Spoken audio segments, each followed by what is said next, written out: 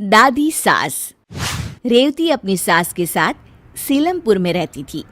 रेवती के बेटे गगन की शादी कुछ ही दिनों पहले निधि नाम की लड़की से होती है।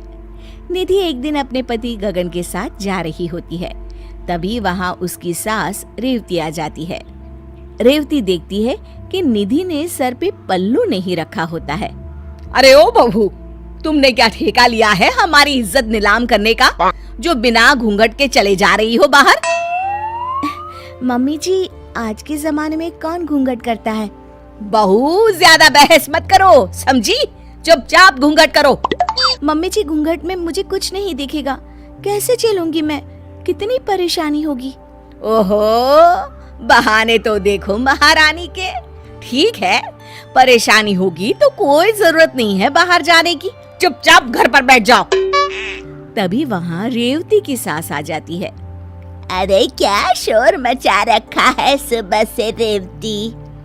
देखिए ना सासू माँ, बहू घर से बाहर जा रही है और घूंघट नहीं कर रही है। तो क्या हो गया, घूंघट नहीं कर रही है तो? और वैसे भी रेवती, अब जमाना बदल गया है और जमाने के साथ हमें भी बदल जाना चाहिए। जमाना बदल जाने से परंपराएं थोड़ी ना बदल जाती हैं सासू माँ।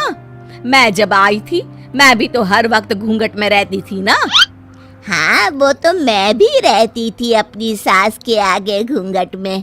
तुम तो बस कहीं बाहर जाते हुए घूंघट करती थी। मैं तो खाना बनाते हुए भी घूंघट में ही रहती थी। पता है कितनी तकलीफ होती थी। पर सासू माँ, पर कुछ नहीं। निधि बहू, तुम जाओ, ये घूंघट करने की जरूरत नहीं है। धन्यवाद दादी सासू माँ। एक दिन निधि, गगन और उसके पिताजी ताश साथ में खेल रहे होते हैं। तभी वहाँ रेवती आ जाती है। ये क्या, आप सबको शर्म लिहाज है कि नहीं? आप तो निधि के ससुर हैं और उसके साथ ताश खेल रहे हैं, और तुम निधि, तुम्हें कोई शर्म लिहाज है ही नहीं। तुम क्या बच्ची हो कि तुम्हें ये भी समझाना पड़ेगा? मुझे माफ कर दीजिए मम्मी जी। चलो जाओ अपने कमरे में। एक मिनट, कोई कहीं नहीं जाएगा बहू। पर सासू माँ, ये कोई अच्छी बात तो नहीं है ना? क्यों, क्या खराबी है? अगर पूरा परिवार मिलकर हंसी ठिठोली करता है तो मैं तो कहती हूँ कि तुम भी आ जाओ और खेलो हमारे साथ। नहीं, मुझे नहीं आना। रेवती वहाँ से नाराज होकर चली जाती है। वो मन में सोचती है, ये सासू माँ तो मुझे सास बनने ही नहीं देगी। ऐसे तो निधि मेरी इज्जत कभी नहीं करेगी। रेवती अपनी सास के पास जाती है। सासू माँ, आप तो मुझे सास बनने ही नहीं दे रही हैं। आपको ही अगर सारे फैसले लेने हैं तो बहू तो मेरी इज्जत कभी नहीं करेगी।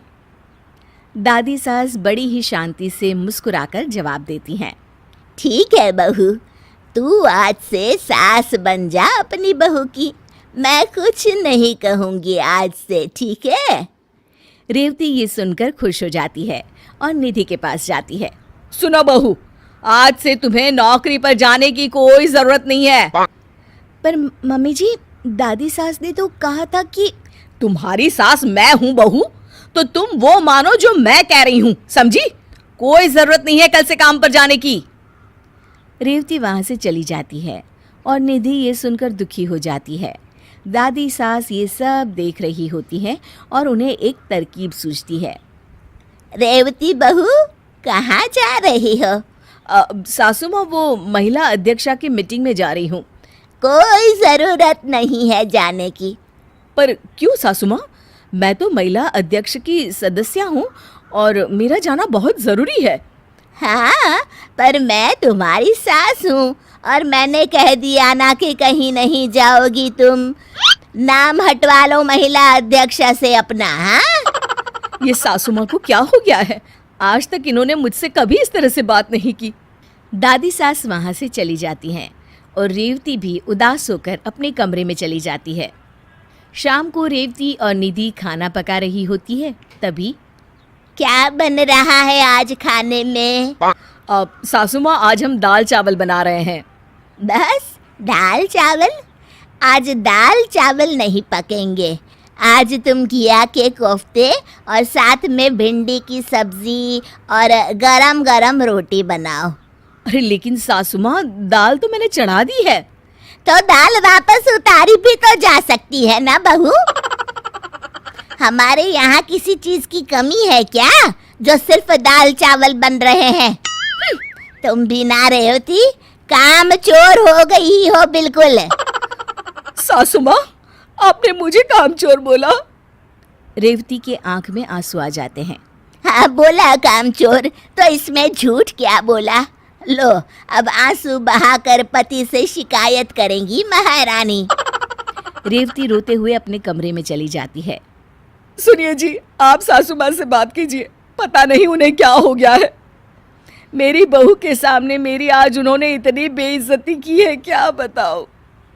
तभी वहां दादी सास आ जाती हैं और मुस्कुराकर फिर नाटक करने लग जाती हैं। लो और सुनो, देखा, सच कहा था ना मैंने कि मेरे बेटे से शिकायत करने जाएगी। हे भगवान, मेरी तो किस्मत ही खराब है। ये दिन भी देखना पड़ेगा, मैंने तो सोचा ही नहीं था। तभी रेवती कमरे से बाहर आ जाती है। सासू माँ, आपको क्या हो गया है? आप ऐसे क्यों बर्ताव कर रही हैं मेरे साथ? क्यों, मुझे क्या होगा? हुआ तो तुझे है बहू रानी, जो मेरी शिकायत कर रही थी मेरे बेटे से। ऐसी उम्मीद ना थी तुझसे। हाँ सासू माँ, मैं शिकायत नहीं कर रही थी, पर आप ऐसे बर्ताव कर रही है तो। अरे तेरी ही बातों पर अमल कर रही हूँ बहू। मेरी बातों पर? मैंने क्या कहा था आपको? क्यों, तू बोली नहीं थी कि मुझे अपनी बहू की सास बनना है और उसके लिए हर फैसला लेना है? तो मैंने सोचा मैं भी अपनी बहू की सास बन जाऊं और उसके लिए फैसले लेना शुरू कर दूं। रेवती को अपनी बात याद आती है और उसे अपनी गलती का एहसास होता है। अपनी आज़ादी सबको प्यारी होती है बहू। मैंने कभी तेरे साथ कोई ऐसा बर्ताव नहीं किया जिससे तुझे कोई दुख हो, पर तू सास बनकर अपनी बहू पर हुक्म चलाना चाहती है और खुद तेरे साथ वैसा सुलूक हुआ तो रोने लगी। आप ठीक कह रही हैं सासू माँ, मुझसे गलती हो गई। मैं अपनी बहू को बेटी बनाकर रखूंगी, जैसे आपने मुझे बेटी बनाकर रखा है।